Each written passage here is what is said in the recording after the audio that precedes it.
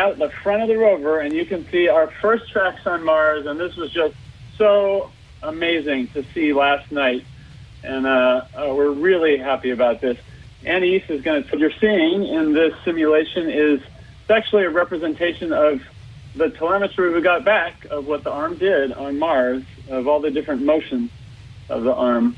We call this the no-load checkout. It unstows and places the whole arm in a vertical orientation, and then it does a test wiggle of each joint, and then it restows.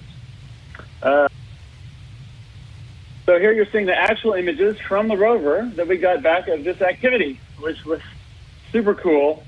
I should mention the turret has two of our very important science instruments, Sherlock and Pixel, and it also has an engineering camera, Watson. So we commanded each of those four wheels through a 30-degree range of motion while monitoring motor performance and suspension angles, and it went really well. In certain cases, better than we expected. We saw some performance, but in some cases was better than we've seen on Earth driving in the Mars yard. And you'll see what our first drive actually did yesterday. So our plan, which executed perfectly, was to first drive 4 meters forward, that's about 13 feet, make a 150-degree turn to the left, counterclockwise, and then back up about 2.5 meters, about 8 feet.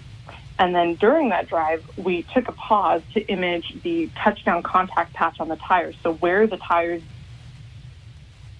you can see the wheel tracks that we left on Mars. I don't think I've ever been happier to see wheel tracks, and I've seen a lot of them. And this image is from the Mastcam-Z camera located on the rover's mast.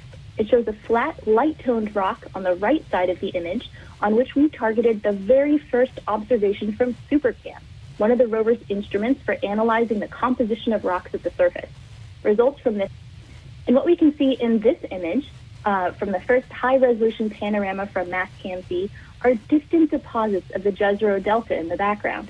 The rocks in the foreground may be similar to those in and around the rover's landing site, but I'd like to call attention to the rocks in the mound in the background, but our high-rise camera, showing possible traverse paths that the science team is considering for exploring Jezero.